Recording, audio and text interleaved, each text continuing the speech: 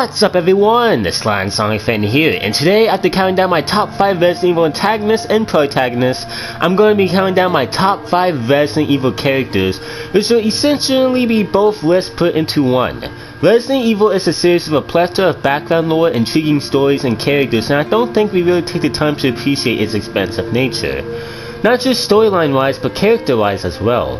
With so many characters to choose from, let's start this list. But before we do so, just know my opinion can change at any time in the future, and this is just how I feel at the moment. So, let's begin. Oh, and spoiler alert. Coming in at number 5 is the boulder punching man himself, Chris Redfield. Now I'm going to be honest with you guys, there's nothing interesting about Chris, he's just such an MVP. Making his debut in the original Resident Evil, which released in 1996, Chris wasn't a weak soldier by any means, but he was an inexperienced one in dealing with the evil creatures taking residence in the Spencer Mansion. These creatures were going to be called BOWs, a short way of saying bioorganic weapons.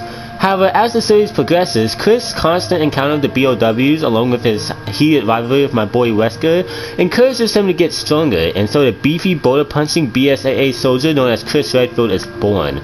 He's not necessarily interesting or complex, but he doesn't need to be, which is why Chris takes the number 5 spot. Coming in at number 4 is Jake Muller. Now, public opinion on Resident Evil 6 is not really positive to say the least. I personally had fun with its action-packed gameplay and Hollywood action movie-esque story. Speaking of story, let's talk about my boy Jake. Growing up to be a mercenary while unknowingly being the son of a madman who wants to destroy most of humanity, Jake is not exactly an angel when we first meet him. In fact, he's selfish, distant, and only really cares about getting rich.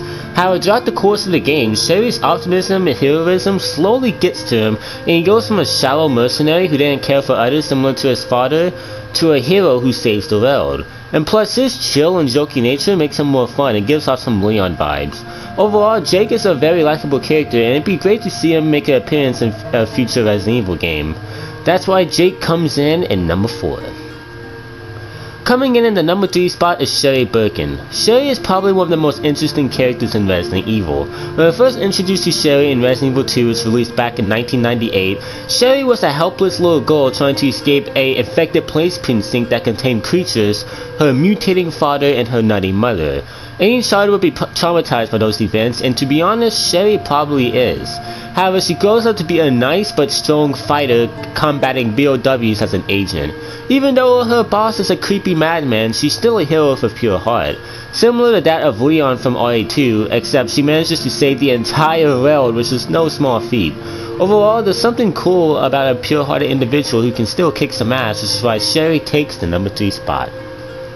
Coming in the number 2 spot is the best Resident Evil villain of all time, Albert Wesker. Similar to the number 1 spot, Wesker is one of the few characters who make serious progression as the series progresses. Wesker, as a child, was a part of a program called the Wesker program, which involved a couple of kids getting injected with strange virus doses. All but 2 kids survived, which is why I think this started Wesker's obsession with the survival of the fittest ideology. Anyways, Wesker grows up to be an Umbrella agent who's undercover as a STARS member who has the habit of wearing sunglasses at nighttime and inside buildings. In Resident Evil 1, Wesker is just an average guy who wants to complete his mission while also making a detour to unleash the Tyrant, a creature he has a fascination with. Even though he's not particularly compelling in the first game, he still has a cool voice and wears sunglasses all the time, so he must be cool, right?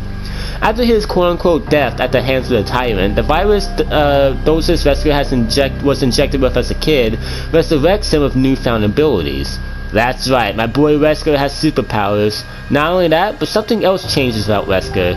He's now a much more angry and determined man willing to accomplish his new goals.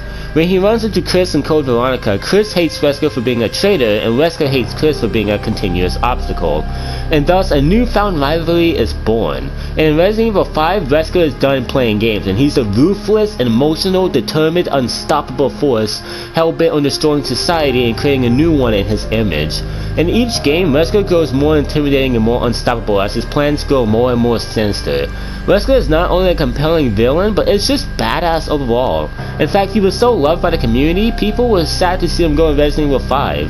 Wesker is cunning, intimidating, and such a likable villain to the point where he comes in number 2. Coming in at number 1 is Leon S. Kennedy. I'm sure you were all expecting this, but come on, it's Leon we're talking about. Now, so far, all the entries on this list are likable, however with this exception of Wesker, none of them have an evolving arc throughout a span of multiple games. That's where my boy Leon comes in. When Leon made his debut in Resident Evil 2, which was released in 1998, we see this rookie cop can certainly handle himself, but he's incredibly naive. However, similar to characters like our Jill Sandwich and Sherry Birkin, Leon is extremely innocent. However, when Leon is thrust into the hellhole known as Raccoon City, his high moral compass is put to the limit when everyone around him ends up dead. While Leon's pure heart is a good thing, it's not enough to handle the evils of Umbrella and later obstacles.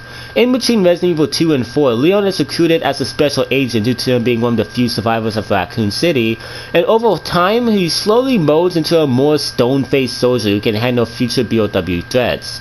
Then when we meet Leon once again in Resident Evil 4, while he's way much more experienced, his will to save human lives defines his actions, and the nervous, naive Leon we once knew has been replaced by a highly skilled, confident badass who says a lot of quips and one-liners. And as the series progresses, Leon grows more experienced while still caring for those around him every day. It's a really satisfying character journey, and it's interesting to see if maybe Sherry will go to the same change. Leon in Resident Evil 2 is naive but courageous, Leon in Resident Evil 4 is badass and funny, and Leon in Resident Evil 6 is the hero Leon always strived to be. That's why Leon takes the number 1 spot. Well, that's it everyone, that was my top 5 Resident Evil characters. What about you guys? What are you guys' favorite characters? Let me know in the comments down below. If you guys enjoyed this video, please like, subscribe, and as always, I will see you guys next time. Peace everyone.